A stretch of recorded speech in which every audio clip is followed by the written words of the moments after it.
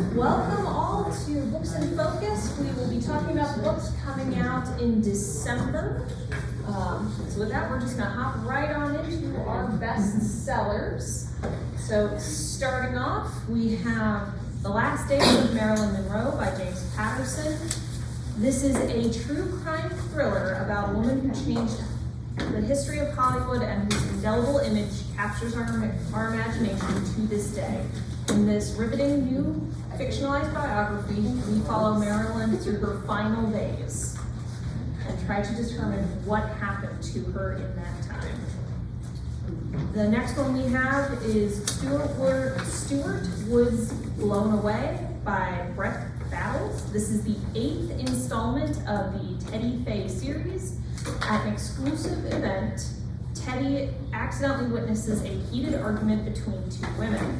The next day, one of the women turns up dead. It's up to Teddy to catch the killer in this high-octane thriller.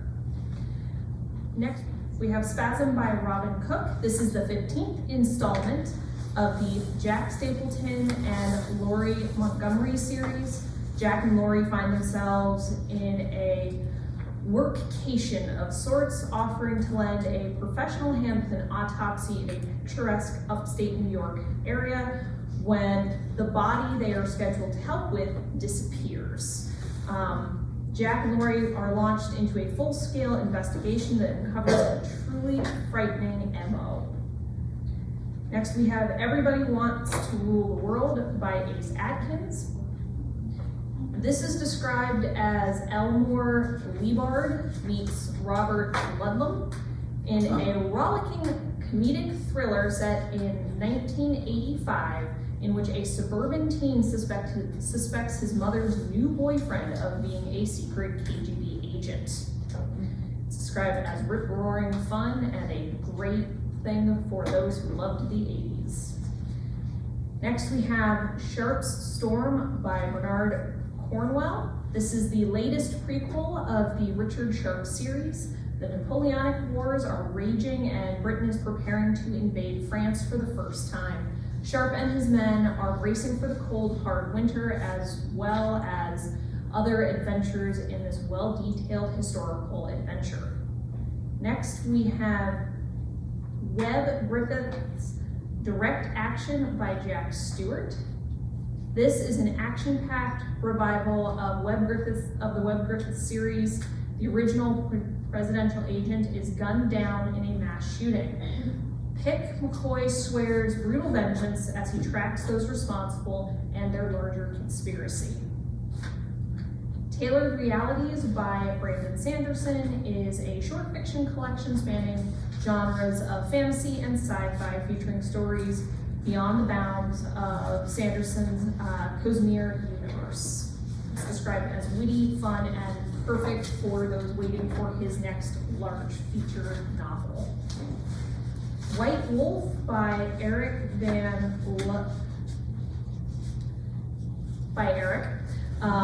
is described as a cutting-edge installment of the Evan Wright series. In this one, Ryder is racing against time in a landscape where secrets can no longer hide behind digital walls. An action-packed roller coaster of a thriller in this digital age is how it's being described.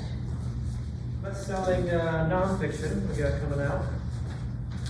Change Your Brain, Change Your Pain is a new book by psychiatrist and author of 20 national best-selling books, David Amen. This one explores how chronic physical and emotional pain are both rooted in the brain's wiring and how you can break free. Frost Lines is a sweeping exploration of the Arctic and how it's being transformed by climate change from a National Geographic writer. Ain't Nobody's Fool. Martha Ackman, the author, is a journalist who writes about women who have changed America. Her new book is, of course, a biography of Dolly Parton. A Long Game, Notes on Writing by Elizabeth McCracken. So this is a book on the art of writing and thinking about fiction by an award-winning author and professor who shares insights that she has gleaned from her years of writing and teaching. The Six Loves of James I by Gareth Russell is a new biography of King James I, who was the successor of Queen Elizabeth I. It's written in a rollicking, gossipy voice and is unique in its exploration of his sexuality, revealing his relationship with 5 prominent men. 8 Million Ways to Happiness. This is a blend of memoir, cultural reporting, and practical guidance. Hiroko Yoda is a Japanese cultural historian, and this one draws from Japan's unique approach to spirituality and nature to help readers find a path to joyful living. In the Arena by David S. Brown. In this sweeping biography, he takes us on an electrifying journey from Theodore Roosevelt's life, from his privileged New York upbringing, to his transformative presidency that reshaped America's role on the global stage. And then lastly, we have Stop in the Name of God by the late Charlie Kirk. In this book, Kirk offers his views on observing the Sabbath and the importance of reconnecting with God. It's described as a rebellion against busyness and a pathway to genuine connection, peace, and presence. Jumping right into the list, we have Dead Ringer by Chris Haughey. In this new thriller, an archivist at the National Archives is murdered after discovering a lost document related to the JFK assassination. Her boyfriend, a disgraced Secret Service agent, and a friend of hers join forces to discover the truth of her murder and what really happened in November 1963. Without knowing it, our unlikely duo have entered a wider conspiracy and the clock is ticking. This is described as a fast-paced historical thriller full of twists and turns and fantastic detail. My first read-alike naturally deals with the JFK assassination. It is 11/22/63 by Stephen King. Of course, we all know what happened that day when 3 shots rang out in Dallas and the world changed. But what if you could change it back? In this story, Jake, a 35-year-old high school English teacher, decides to join his friend Al in an insane plan to use a secret portal to 1958 to try to stop the Kennedy assassination. Described as an escalating suspense that showcases Stephen King at his very best. That one, the other read-alike I have is more a historical thriller. It is Angels and Demons by Dan Brown.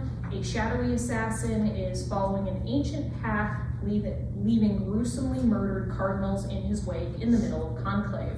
It is up to Robert Langdon to race against the clock and follow the same path to stop him. But there's more afoot than meets the eye. Also very fast-paced, lots of really fun detail, and just a good amount of main character sassiness, which we all appreciate and enjoy. Television is a stylish and timely debut set in Hollywood. It's about an aging, jaded movie star who lotteries off his Mega Millions salary to a member of the viewing public before taking up with a much younger model. The story is told in alternating perspectives of its 3 main characters: the actor, his non-famous best friend, and an aspiring filmmaker, and it explores themes of love, success, and media. With plays in chronology, bright, nimble dialogue, and a profoundly modern style, Lauren Rothery's debut novel is an arresting feat of literary impressionism and marks the arrival of a significant new talent to the landscape of American fiction.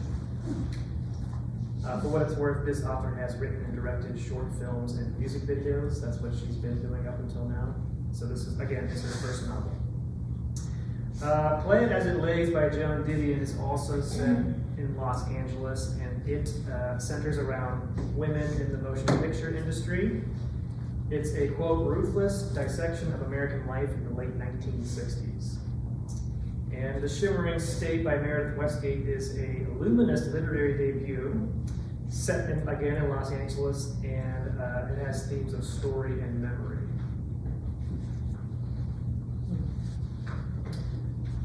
All My Bones by P.J. Nelson is the second book in a mystery series. Book 1 was called Booked for Murder. It's a mystery series about a bookstore owner and a part-time amateur sleuth, of course, in a small Georgia town whose friend in this book is charged with murder. So while digging in the front garden of the bookstore she recently inherited, Madeline and her friend unearth the skeleton of a woman who has been missing for 6 months. When her friend is arrested for the murder, it's up to Madeline to prove her innocence. It's quirky, action-packed, and full of the rich details that make up small-town life. A couple similar reads would be Murder on the Books. This one's about a retired mystery writer who has to deal with a real-life murder in her small hometown while also opening a new bookshop. This is the first one in the series. And a controversial cover by Lorna Barrett. This is a long-running series. I think this is the latest one. The Booktown Mystery Series. In this particular book, a famous children's author is murdered in the library. And so mystery bookstore owner Tricia Miles investigates. There's really no shortage of, if you like mysteries and books, book-themed mysteries, there's plenty to choose from. I'm going to take us back a minute to the nonfiction list, the book about James I. I just finished an excellent book, came out I think last month, called The Stolen Crown by Tracy Borman. That would be a wonderful intro. It is about how James I stole the crown, according to some historical records, from Elizabeth I. She, of course, passed away with no heirs, and the two of them played a real cat and mouse game most of their adult lives about whether or not he was going to inherit her throne.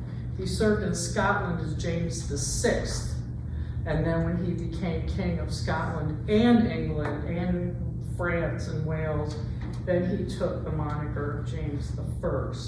It's an incredible, fascinating relationship.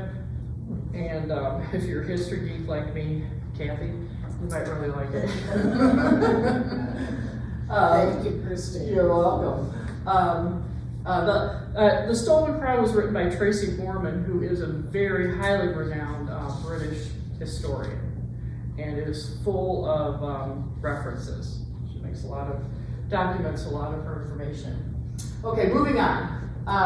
We're going to talk about Hope and Destiny. This is a novel by Nicholas Nat Oakdeng, and he is starting a new series about Sweden's infamous murder mysteries, and this is the first in that series.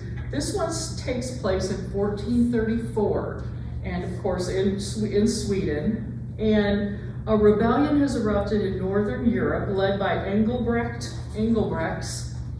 and it is a peasant rebellion. And our protagonist, John Magnus Bengtsson, is sent by his family to win Engelbrecht's trust and favor. No holds barred, no matter what. He has to get into the favor of this rebel leader. And his family awaits, each with their own agendas and hopes. His mother's hoping and longing for some kind of future. His father hopes it will get him closer to the crown. And his sister just wants to get away from the whole family because she wants to get out of her brother's shadow. So they all have their own reasons as they wait, and this murder mystery unfolds for us. That's only a very exciting new concept. And this, the author is also the author of another series, the Wolf and Watchman series was very popular. I've not read it, but it was a very popular series, and I believe we have all of those. Read-alikes would be The Lost Queen by Signe Pike, and that is #1 in her series. This is a story of Lagreth, who is a forgotten queen of Scotland, and she was Merlin's sister, and this is her story. And the second read-alike is The Widow Queen, also #1 in the series, by Elżbieta Czerwenska, and that is a novel of a forgotten queen from Poland, and she prays that the gods may grant her her throne and her wishes granted. But as she observes amidst the story, the crowns sit heavy, and power is a sword that cuts both ways. No truer words. Also, how about Val McDermid? This is Silent Bones. This is a thriller that's coming out on the 2nd of December. Silent Bones is number 8 in the Karen Pirie series, and this takes place in Scotland. A blend of procedural tension and eerie rural isolation. A landslide reveals a body. It's determined it was hidden under the roadway 11 years ago. Karen Pirie and her historic cases unit seek to determine who buried this body and why. And as the team reopens another cold case, that accidental death begins to look like murder. And the web of lies that are uncovered connects the cases, and it also implicates Scotland's rich and powerful. Rita Likes would be the Frida McFadden story, The Intruder. Once again, rural isolation, a storm, a rural cabin, a bloody girl with a secret, and a knife lurking nearby. That's another thriller that's going to keep you on the edge of your seat. Lisa Jewell, The Night She Disappeared. That is a young couple goes missing on a lovely summer night. Their bodies are never found. And a year later, an author is taking a stroll on their favorite pathway through the forest, and they find a sign with an arrow pointing down, and it says, "Dig here." And we must wonder what might they find when they start to dig. And next we're going to go to the romance category. This is EMMA effect. You notice the periods. I'm going to explain it, and I'm just going to call it Emma. It's an elite training, an AI training program. So that's why the initials. We're going to call her Emma, like we call our library lady Libby. We're going to call this lady's going to be Emma. The Emma Effect by Leah Riley. Our Harriet Smythe is the computer scientist who created Emma. And it is designed to create sports legends. So it's going to take each athlete's life and analyze their strengths, their weaknesses, and all of their surroundings and determine how to make that person the best they can be in their sport. Gail Knight is Harriet's best friend's younger brother. Do we know where this is going yet? Okay. He is a professional hockey player, and he has agreed to undergo the Emma analysis for his sister's best friend. And it says the only thing that will make his performance optimized is for him to find his perfect love match.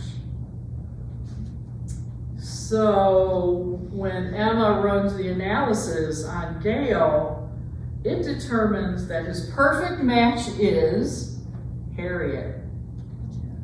Yeah, awkward, right?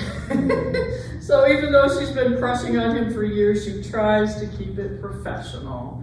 So this is going to be a friends to lovers STEM rom-com, if you want to get down to the genre here, nitty-gritty there.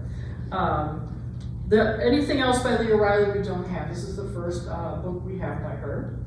And then it's like Allie Hazelwood's Love on the Brain from 2022, another STEM rom-com. Bea and Levi are arch enemies from grad school, and fast forward a few years, they each get their dream job with NASA, and they have to work together. Or Icebreakers by Hannah Grace, that's part of her Maple Hills series, U.S. figure skating team, and the college's hockey team find that due to some renovations and repairs, they're gonna have to share the ice rink. Normally they don't have to, they're gonna have to share the ice. And that causes Nate and Anastasia to have to work together. And that book has 304 pages. And that is my 3 of 3. I wrote myself extra notes this time so I don't get all silly with my back and forth. Stand up, sit down. So my turn is over for now. Our next book is Dark Humor by Matt Goldman. It is the 5th in his Niles Shapiro mystery series. In this one, private detective Niles Shapiro is taking the law into his own hands as he pursues Sammy Sykes, a drug kingpin that he blames for the death of his wife. This is described as a page-turning, gripping detective series and thriller that will keep you guessing, perfect for fans of Harlan Coben. So naturally, my first read like is Nobody's Fool by Harlan Coben, because it has a very similar tone, story structure, and main character. In this one, former detective, his college days come back to haunt him. He has memories of finding his girlfriend dead, and it isn't clear all these years later what happened. So he's going to be doing some investigating to understand what happened all of those years ago and why it's coming back up to haunt him now, described as full of twists and turns as he seeks understanding and vengeance. Next, we have Gone to Dust. This is the first one in the Niles Shapiro series, just to get you acquainted with the characters and with Goldman's style. In this one, Niles finds himself investigating a brutal crime and cover-up so complete that it seems that there is no usable evidence. He'll have to dig deep to uncover the truth in this well-plotted series opener. And the next one is The Rest of Our Lives by Ben Markovitz. In this one, when Tom discovers his wife had an affair, he resolves to leave her as soon as their youngest daughter turns 18. 12 years later, as he is dropping off their daughter in Pittsburgh to start university, Tom decides just to keep driving west. This is being described as a leisurely, moving examination of life, marriage, and the ties that bind. Both of these read-alikes have very similar themes around life, marriage, and understanding what makes two people decide to stay together or not. The first one is a little bit more of a mystery of a sort. This is Kill Your Darlings by Peter Swanson. This is a uniquely structured mystery. It's told backwards, tracing Wendy and Tom's marriage back to the dark secret at its heart. The characters are well developed, engaging, and the story is well written and crafted. I read that one and really enjoyed it. The next one is Separation. In this one, a husband and wife decides to separate and to keep this information to themselves until everything is settled. However, when the husband goes missing, it's up to his wife to look for him in a rugged region of Greece. What she finds makes her question everything she thought she knew about the man she married. This is a suspenseful story of infidelity and an intricately plotted novel that explores the inner lives that we keep hidden from each other. The Living and the Dead is a Nordic crime novel that has received a lot of attention. It was an award-winning international bestseller. It's one of Publishers Weekly's most anticipated mysteries and thrillers of the fall. It's set in rural Sweden, 2 decades after the brutal murder of a teenage boy. In 1999, police arrived at the scene of a gruesome car crash with no driver and a corpse in the trunk.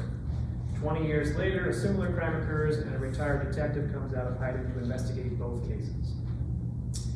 It's skillfully constructed and beautifully written, and according to author Frederick Backman, has all the makings of a page-turning thriller but with an emotional depth that is truly rare. For what it's worth, if you like your authors to have expertise in what they're writing about, this Christopher Carlson has a PhD in criminology. So one of the first names that I think of when it comes to Nordic crime is Joe Nesbo. Killing Moon is the latest in his thriller mystery series featuring Detective Harry Houle, who's a kind of a beaten down alcoholic detective who's very good at being a detective kind of thing.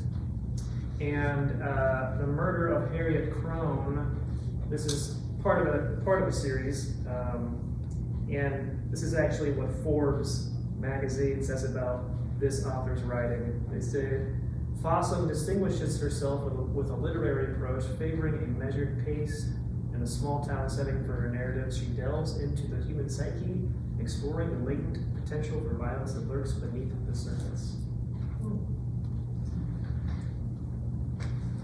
Alright. This is The Bodyguard Affair. It's a clever, steamy, romantic comedy. The main character in this one is a personal assistant to the Prime Minister of Canada's wife, who also secretly writes romance novels. When her steamiest book unexpectedly becomes a bestseller, she fake dates the Prime Minister's bodyguard in an attempt to avoid scandal. The Library Journal says this contemporary romance features well-developed protagonists with realistic backstories and relatable fears, and there's plenty of humor and chemistry to balance out the emotion-laden moments. A couple similar reads would be The Hollywood Honeymoon Switch by Julia McKay. This is a heartfelt rom-com about best friends who trade vacations and both find love they weren't expecting. And Practice Makes Perfect by Sarah Adams is a contemporary romance about a flower shop owner who fake dates a bad boy bodyguard with the goal of learning how to be more flirtatious and fun. And this is The Italian Secret. So this one is the third book in a historical mystery series featuring the sharp, alluring, and feisty heroine, Billy Walker. For what it's worth, book one was called The War Widow. So in a dusty box in her father's old office, journalist Billy Walker finds letters that send her on an investigation to the other side of the world. More specifically, this novel spans the globe from Naples to Sydney.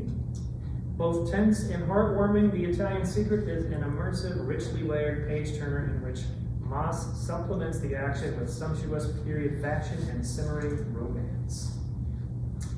So for more similar historical mysteries, you would probably enjoy Jacqueline Winspear's Maisie Dobbs series. This is the first in the series, just titled Maisie Dobbs. The series is about a female private investigator in London during World War I. And The Stolen Queen by Fiona Davis is a historical mystery that centers around a museum curator and a missing artifact. The story alternates between 1936 Egypt and 1978 New York City. No One on Board by Emmy McGuire is a new thriller. In this one, we follow billionaire couple Francis and Leah Cameron as they set off on their private luxury sailboat to celebrate the graduation of their 2 children. 3 weeks later, no one has heard from them. The captain isn't responding to radio calls, and the ship is found floating off the coast of Florida empty. This is described as a fast-paced, atmospheric read that blends the best of domestic, thriller, and mystery as we try to determine what happened to Camerons. The first read-alike I picked because it has a very similar suspenseful tone, and it focuses on uber-wealthy people and misbehaving and uncertainty as far as mysteries around their past. This is Salt Water by Kathy Hay. In this one, Helen was 3 when her mother, Sarah, died under mysterious circumstances near the family's beach home. Using old family money and connections, they have had the death ruled an accident and continue to return to this beach home to prove it. 13 years later, the necklace Sarah was wearing when she died is left waiting for them to discover. It's described as an atmospheric, intricately plotted story full of intrigue and family secrets. The other read-alike I have is The Beautiful Ugly by Alice Feeney. I grabbed this one because of its blend of thriller and mystery and all of the craziness in between, and because of its atmospheric style. In this one, Grady is still overcome with grief at the disappearance of his wife. As an author, he can't afford not to publish, so he travels to a remote Scottish island to get his life and his newest novel back on track. But then, did he just see his missing wife, or was it someone else?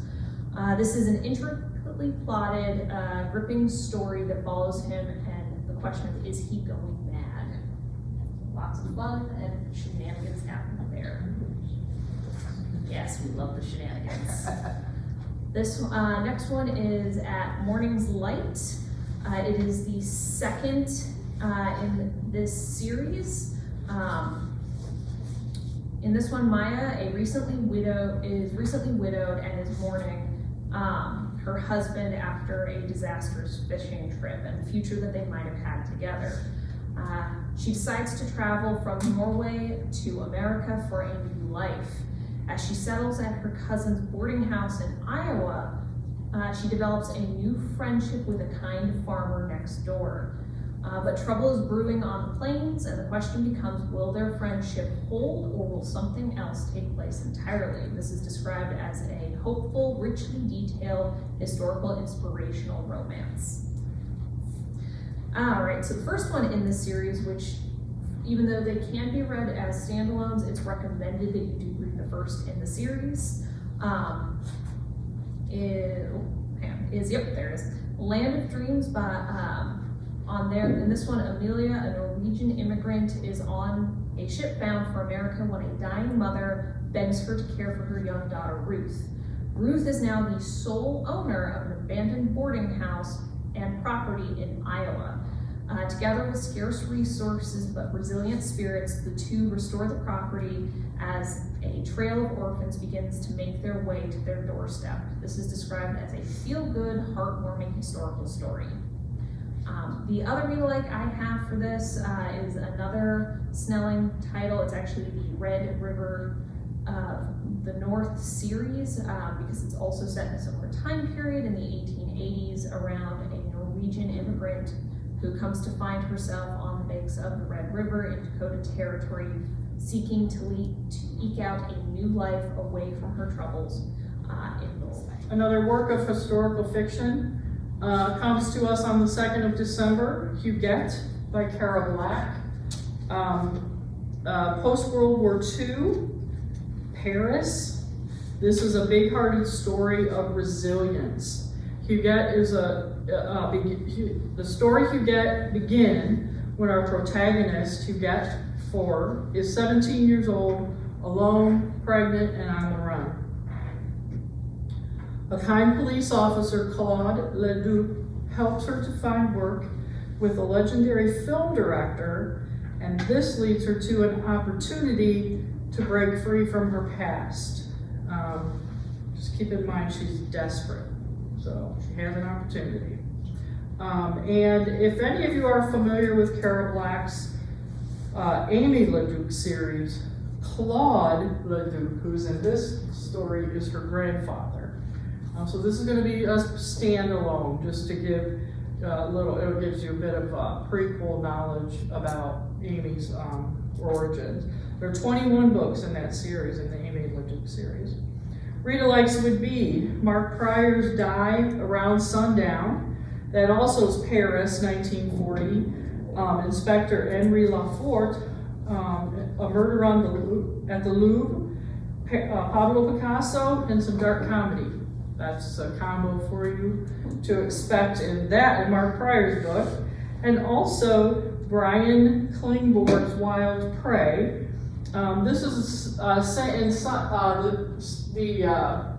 the importance of location is the similarity for this read-alike. It's very atmospheric. It's a mystery featuring exotic animals, a mysterious female warlord, police inspector Lou Fay, and nefarious government officials, a missing woman, and a bloody quest for justice. So we got all those qualities to look forward to in that read-alike. It gets you in the mood. work you get. The Snow Lies Deep by Paula Munier, number 7 in her Mercy Carr series. This is a mystery that takes place in current times in Northshire.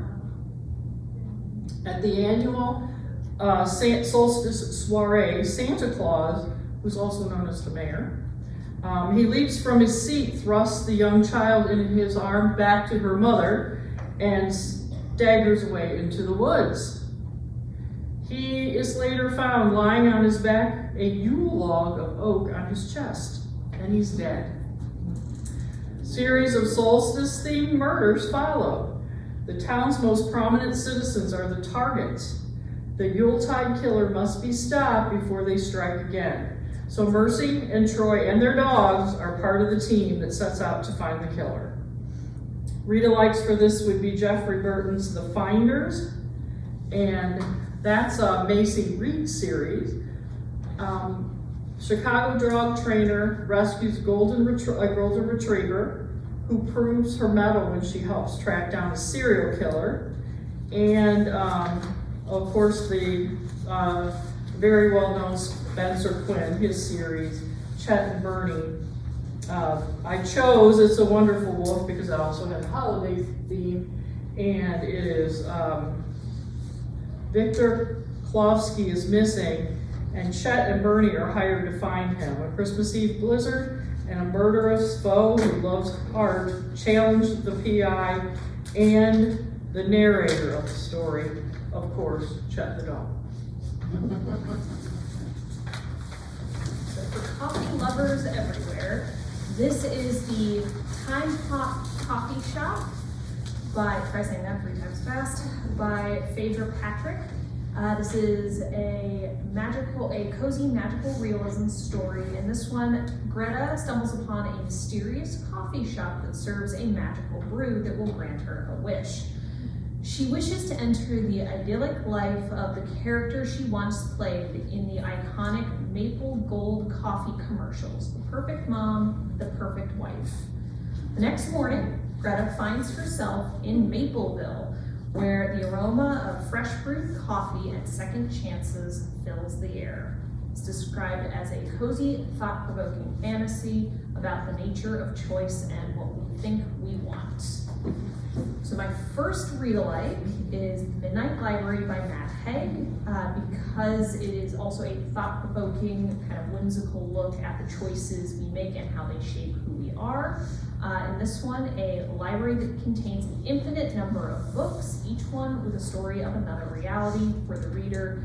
It shows you what life you could have had if different choices had been made at different points. Nora finds herself trying to piece together the perfect life, but as she tries to change her past, things are not quite what she expects. The other read-alike I have is the In-Between Bookshop. This is a poignant and enchanting novel about a man recently laid off who returns to his small hometown, where he enters the bookstore where he once worked as a teen and finds himself transported back to that time.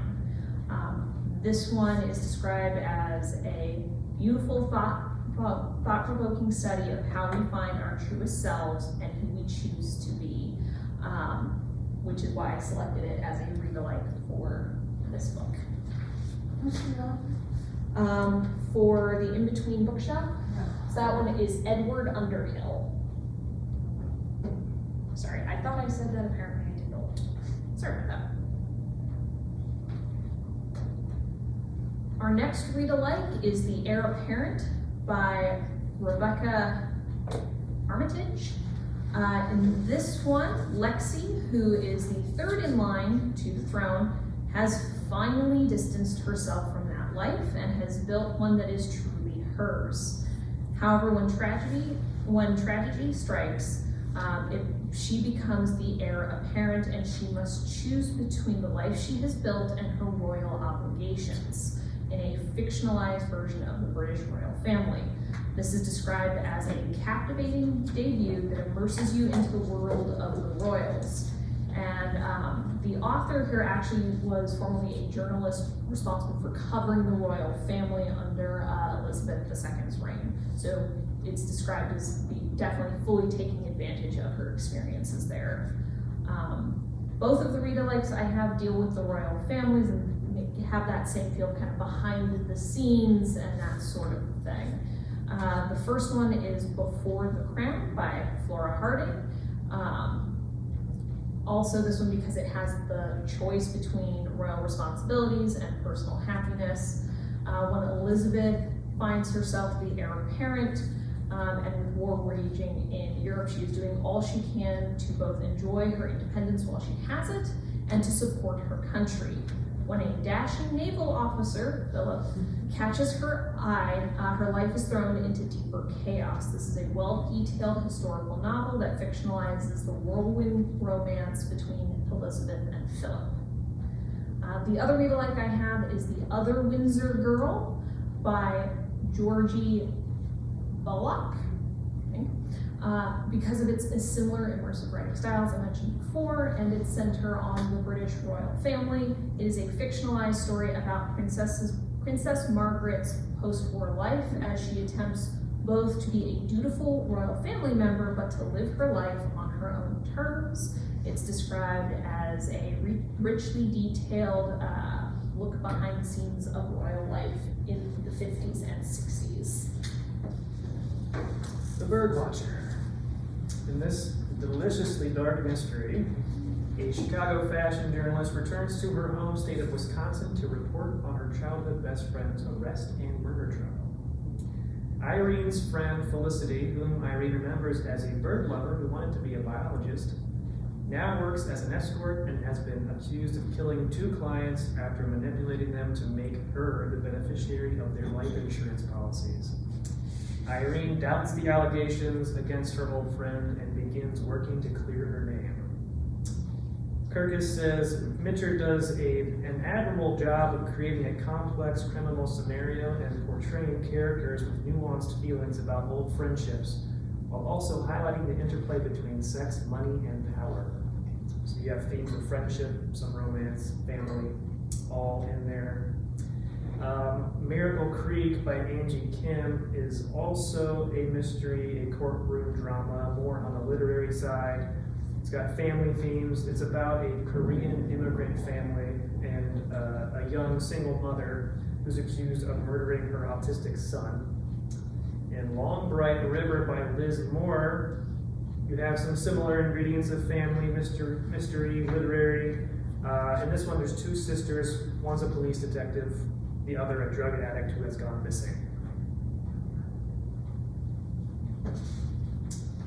And this is Snake Eater by Kingfisher.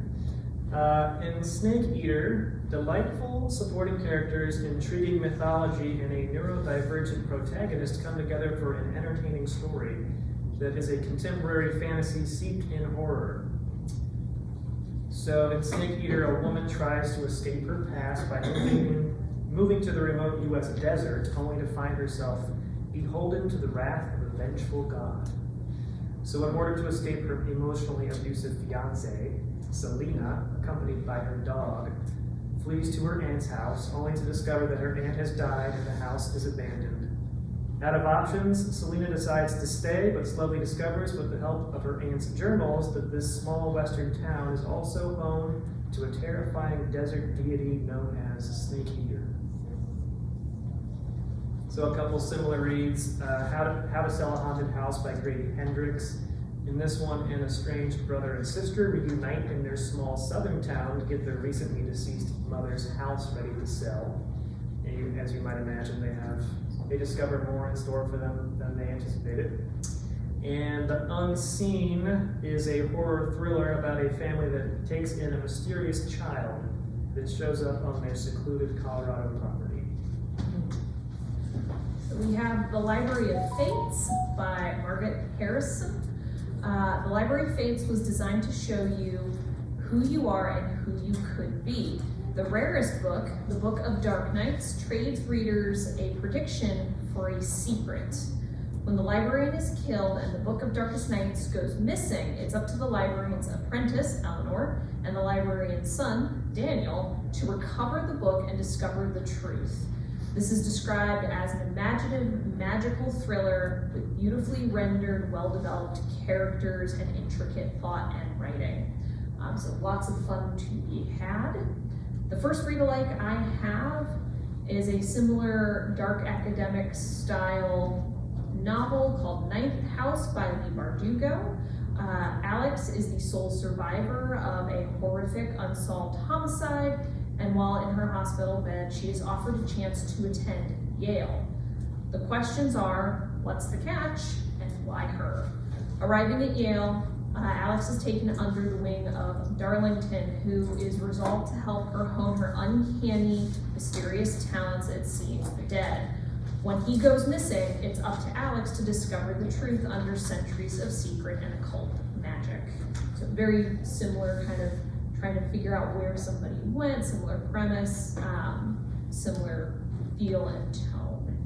The other read-alike I have is a fun, magical thriller set in a library. This is The Library of the Unwritten by A.J. Hackwith. Unfinished books reside in the Library of the Unwritten in hell. It is up to the librarian to stop the restless characters from escaping and causing havoc in the real world. When a hero escapes his book, Claire the librarian, and a former muse, Brevity, and a nervous demon, Leto, must attempt what should be a routine retrieval, but it all goes horribly wrong, and the trio must race the clock to fix the damage before it's too late. Before we get too far close to the end of this, I just want you all to know that I do approve of the Booker Prize selection for fiction for 2025. Flesh, it's a great story, because everybody's worried about what I thought about it. Anywho, before I forget, a novel by Tori Henwood Hayne. This is coming out also the 2nd of December in the general fiction category. This story takes place in the Adirondacks, a little place called Catwood Pond. Cricket Campbell is our protagonist, and she volunteers to move to her father's home to care for him after he is diagnosed with Alzheimer's. And as he loses grip of the past, he is increasingly able to predict the future. And this is making him an unlikely oracle. But Cricket believes in his prophecies, and they lead her to confront the most painful parts of her own history. With laugh-out-loud humor and profound grace, this heartfelt coming-of-age story examines the role of memory in our lives, and our families, and all of its complexities. Read-alikes for this would be Mickey Brammer's The Collected Regrets of Clover. This is Clover Brooks, is a death doula, and she is forced to examine and living her own life fully in a probing, clever, and hopeful tale that turns death into a reason to celebrate life. And Emily Buchanan gave us Scent Flowers, which is whip-smart and inspiring. It explores grief, the human spirit, and the importance of community, and love's enduring patience. Oops. Far from the A-list. On the 9th of December, general fiction category. This is by Stephanie Burns. It is her debut novel, which I believe she lifted straight from this one, but that's only my opinion. In any case, a former child star, Michaela Turner, is struggling to define herself beyond the glitz and glamour of her own past as a child star. Her momager is determined to stage her daughter's big comeback. Michaela learns about the significance of self-worth and the beauty of letting go, and she may finally figure out who she is beyond the characters that she has played. And this is also exactly what happens in Jeanette McCurdy's I'm Glad My Mom Died. Only that's a true story. She was a Nickelodeon actress as a child.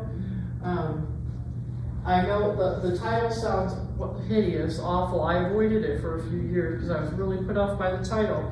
But her story is amazingly compelling. And the story she tells about her real life is very much Michaela's story in this work of fiction. And it is, I'm Glad My Mom Died is well worth the read. That you find that in the biography section at our library. And also Christy Harvey's Beach House Rules. That is not as direct a read-alike, but it is a mother-daughter story, and it is impacted by unwanted notoriety and local fame. So, doesn't matter how widespread your fame is, sometimes if you're famous for the right reasons in your own community, that can have some serious impact as well. Watch Us Fall is an emotionally rich psychological thriller about four best friends sharing a house in Georgetown. When one of the women's ex-boyfriend, an investigative journalist, goes missing, all four upend their lives to search for him. This one's described as superb suspense with a surprising and satisfying ending. Brisk pacing and bountiful melodrama keep the pages turning.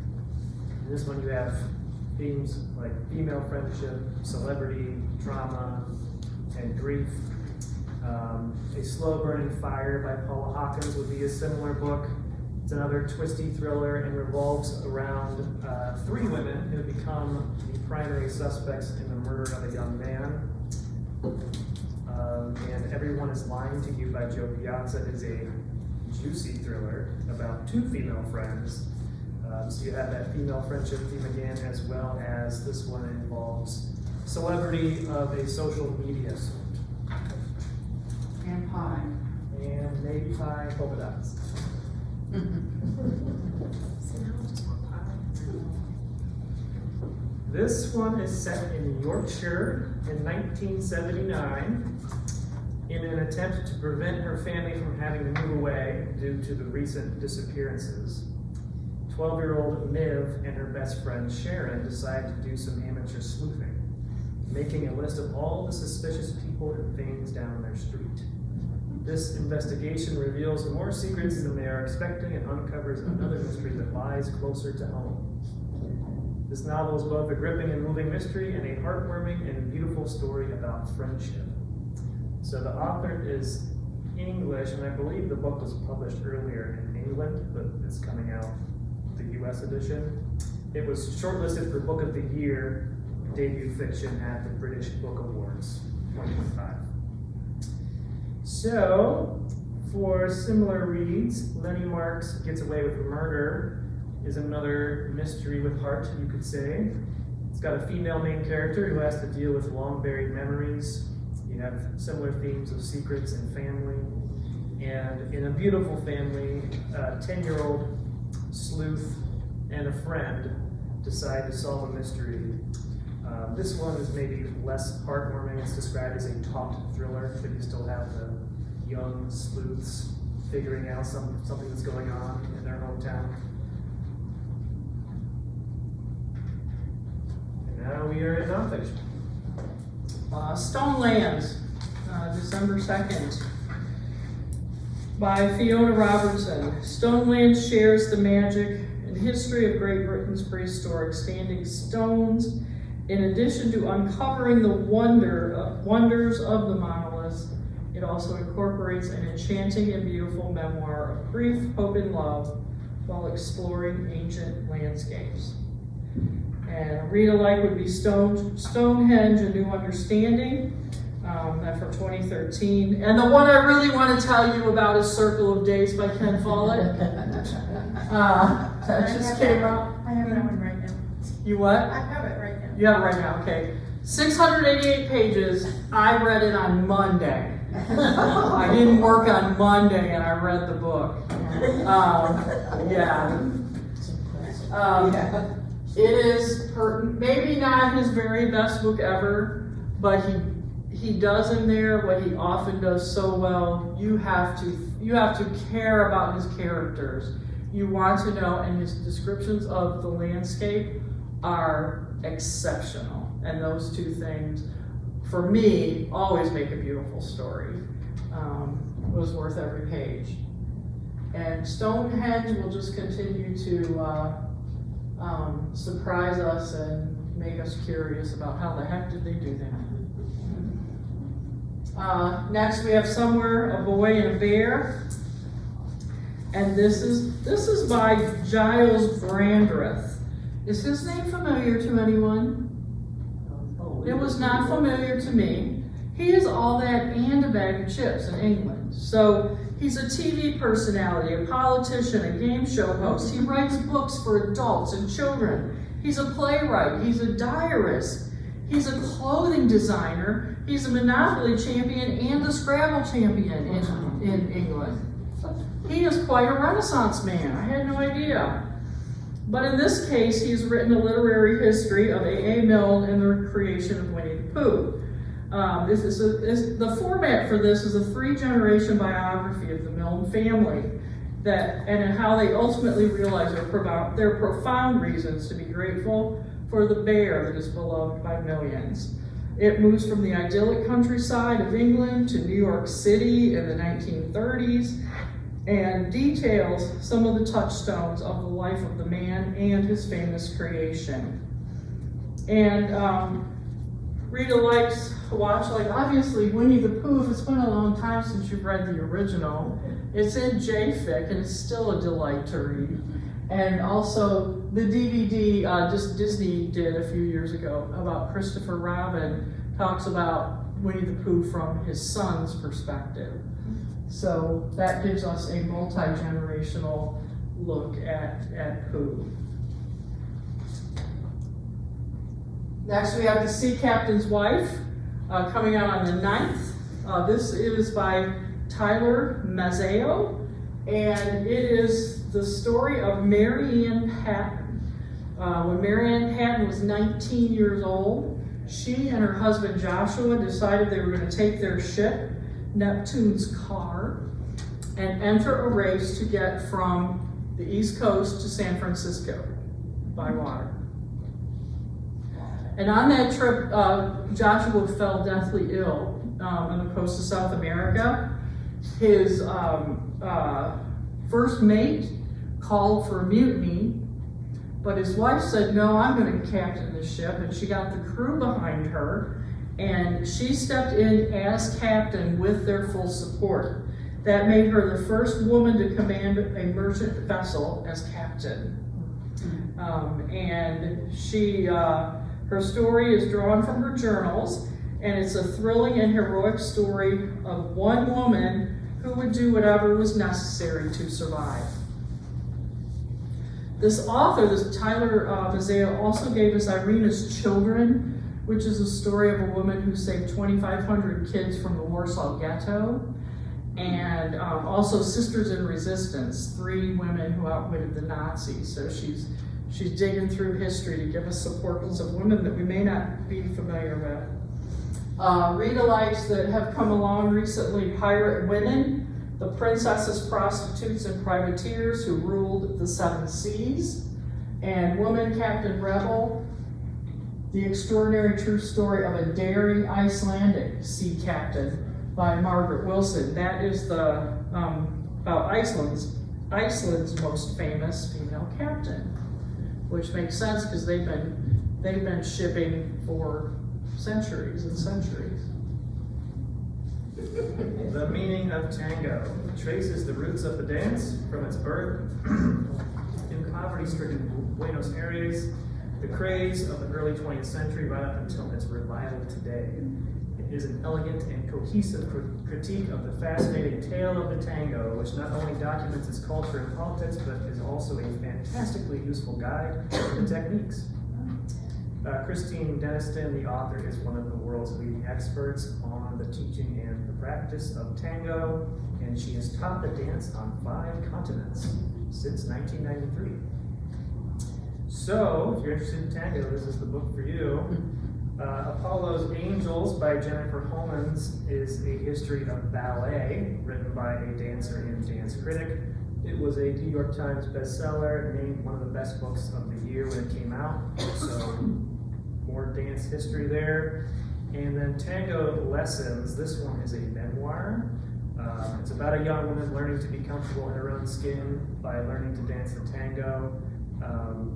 So it comes from that more personal angle, but it does include discussion about the tango's history and culture.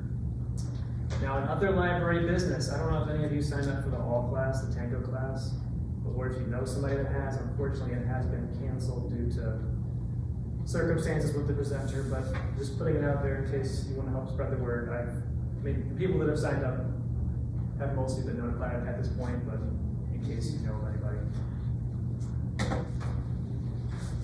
Why do I keep doing this? By Katie Morton. This is a self-help book. It explores common struggles and contradictions with the idea of control and how our upbringing shapes our abilities to connect.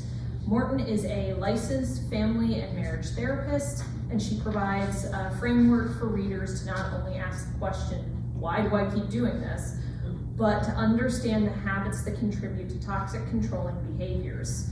It is described as being written in an accessible conversational style that actually delivers actionable steps and insightful realizations. The first read-alike I have focuses on habits and how our upbringing changes and I forgot the words, I'm sorry, but how our upbringing changes our habits and helps them develop along the way. It is described as a tremendous, having tremendous potential for transformation as you come to understand how habits are formed in our brains. It's described as thought-provoking and engaging blend of psychology and neuroscience. The other read-alike I have, shit, I say it to myself. Have you ever had thoughts that drag you down? Over time, negative self-talk can lead to more than just pessimism. It can destroy your confidence, create anxiety, depression, and add stress to existing health conditions. This book explores why these intrusive thoughts keep creeping in, and it gives you a toolkit to block them out. It is written in a kind and irreverent style that is both thought-provoking and described as a balm to a weary mind. And has a fun title. Kathy, this one's for you. And this is our final nonfiction title. It is The Most Awful Responsibility by Alex Wellerstein.